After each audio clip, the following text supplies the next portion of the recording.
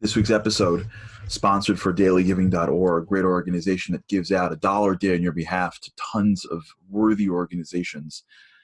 I love it because I know every day someone's giving $1 from me. Check it out, dailygiving.org, dailygiving.org. So we're about to enter into the holiest day of the year, Yom Kippur. And if you've ever been involved with a program before, you know that there's a lot of thought that goes into the opening moments, right? Programs are like flights. It's really all about takeoff and landing. And when you have a program, even if it's like, a school program or Olympics, something, is a very important opening moment. It sets the tone. It frames the event. You never get a second chance to make a first impression. We're entering into the holiest day of the year. And the rabbis scripted the day for us to the moment. I mean, if there's ever a day that's fully scripted, it's Yom Kippur. And when you show up at Yom Kippur, there's an opening moment. Everybody shows up, well fed, well rested, ready to go.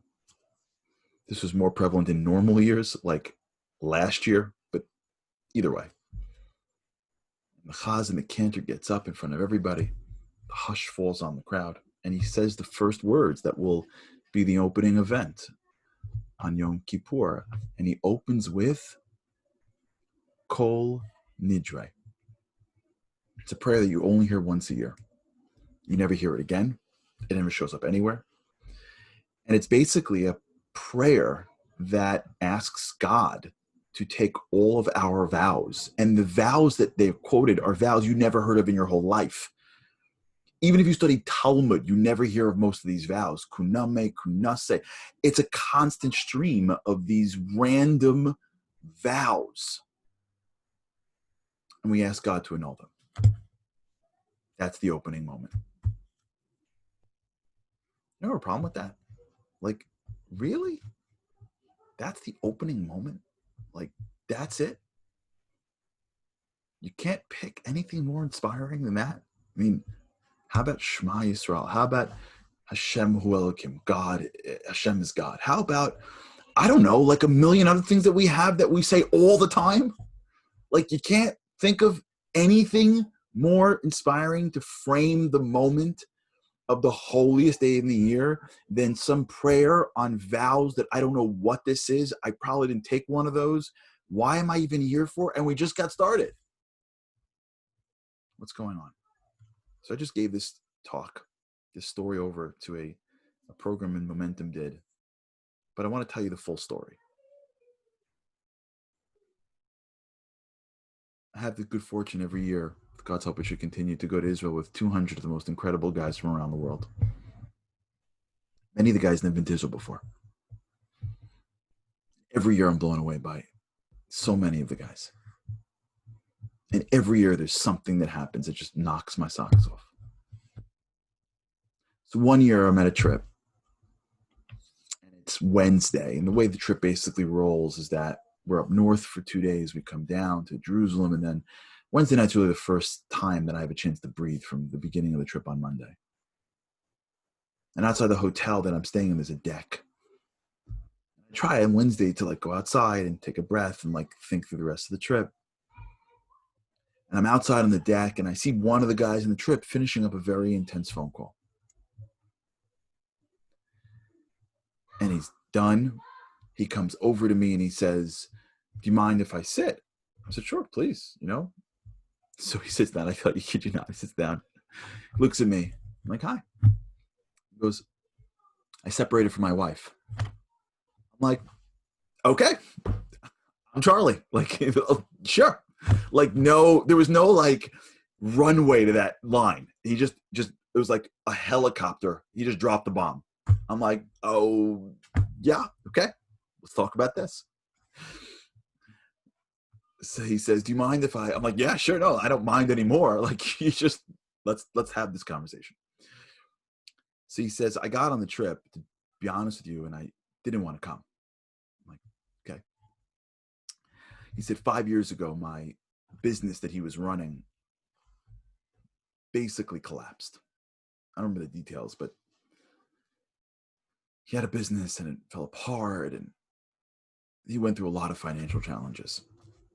And he said the challenges in finance only was the first bit. Really, he brought that home, and his wife and he started to bring it home. And as a result, he started to increase the tension in his family, and they started fighting, and as opposed to sort of coalescing together, they just started drifting apart. And his wife got pregnant. And he thought that it would be a great thing. It would bring them together with a new child, and it would be, but when his child was born, he had really severe health issues. He didn't detail them, but that's what he said. And it only made it more tense. Treatments and doctors and responsibilities and sort of who's doing what and where. It only added more drama and more fuel to the fire. And at some point, it got too much. And they decided to separate. And he moved out of the house. And a buddy of his who had gone on a trip years before, who had come back on a trip in a role called a madrich, was pushing him. You got to come, you got to come, you got to come, you got to come, you got to come. And he's like, I'm not going to Israel. Like, you out of your mind? Like, I'm not mad at God. Like, I'm all pro God, but like, I haven't said hello since Hebrew school. Like, we're good. If I'm leaving my life, I'm going to an island somewhere. Like, I'm not going to Israel. But persistence really does work. And he's pushing and he's pushing and he's pushing. And the guy goes, fine, I'll come. So he lands in Israel. And in the second day that we're there, we get to go up to Tzfat. And in Tzfat, there is the mikveh of the Arizal. It's the holiest mikveh in the world. And we get the opportunity, for those that want, to really immerse in this spiritual reset button that can change your soul. It's like a cold plunge, but spiritually, physically and spiritually. A lot of guys do it.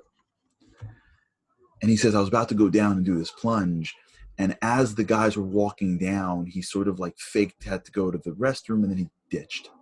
And he sort of like met up with them later. And they were all talking about how powerful it was and how meaningful it was. And he's on the bus and he's thinking to himself, how did I miss this?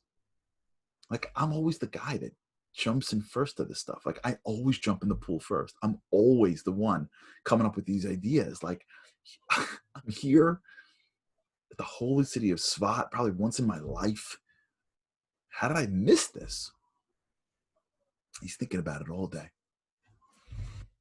Next day, we go to the Western Wall. What we do on the Western Wall is we don't speak to God like in a siddur with Hebrew words. We try to talk to God from our hearts in English. So we go to the wall, all of us together. We put our hands on the wall and we say, hi, Dad. And we just have a real conversation with God. And the whole group is walking down to the wall, and he's walking with the group, and he's saying to me now, he's saying, I feel nothing. The guy to my right is like overwhelmed. The guy to my left is so moved, and I feel like nothing. I have nothing. And I'm thinking to myself, if you show up in Israel and you miss the wall, man, come on. Are you like spiritually gone? Like, what's wrong with you? It's the wall. Something. And he gets to the wall and he just won't put his hand on that wall. He stands by the wall and he just starts to think about his life. And as he's thinking about his life, he thinks about his grandfather, his grandpa, he says. And he loved his grandfather. He misses his grandfather, he told me. And he just thought about his life and how much he would go to him for everything and how he needs him more than ever now. And he says, well, if I don't know how to connect to God, I want to at least speak to my grandfather. I know he's up there. And he takes both of his hands and he puts it on the wall. And he starts saying, Grandpa, I need you. Grandpa, I need you. I don't know what's going on with me, man. Grandpa, I need you. I need you. I need you. I need you. I need you. And as he's saying that, he starts to feel an emotion build up. And he starts to cry. Uncontrollably crying. He said, I haven't cried in 5 years. And I can't stop. So much so that I was so embarrassed that I took my hat and I put it over my eyes I didn't want the guys next to me to see, but I couldn't stop it. It was unstoppable. And he's thinking about his grandfather, and he's hearing his grandfather's voice come to him. And his grandfather would always tell him growing up, his grandfather, every time he had an issue, his grandfather would say, just be you.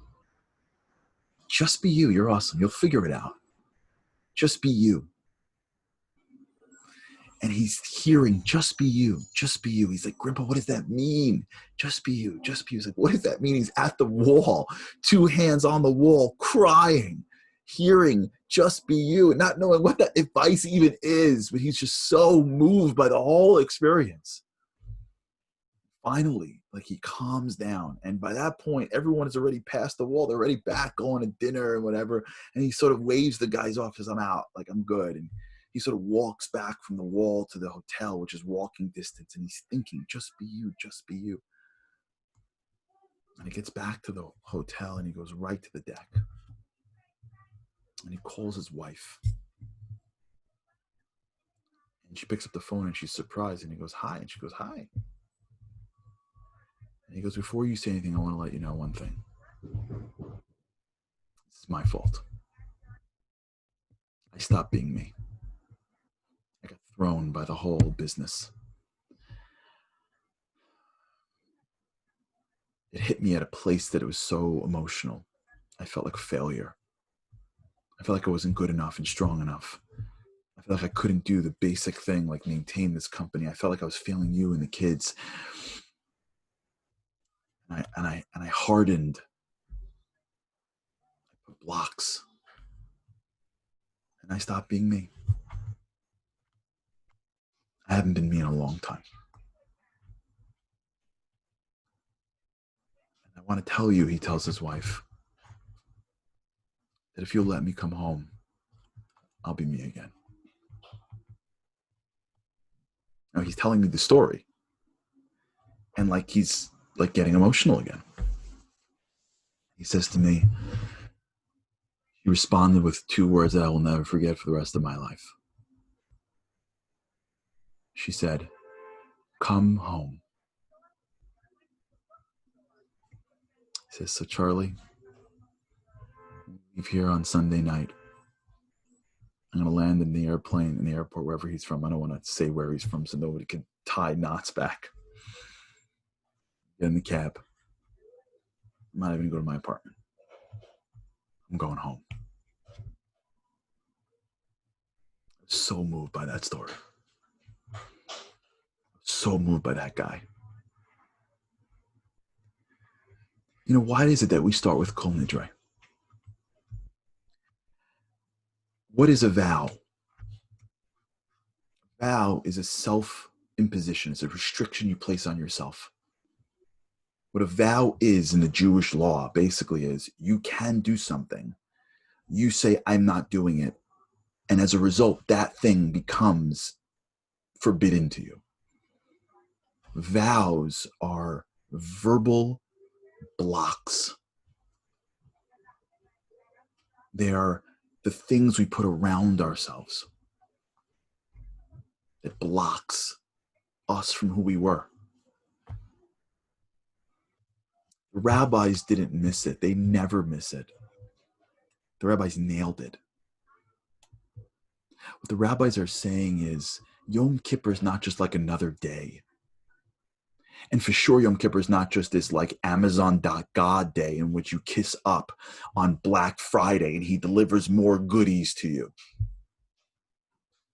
Yom Kippur is a day where you are alone with your dad in heaven, where he clears out the stuff that separates you, the food, the drink, the work, the comfort, all the physical body things. He just clears the way.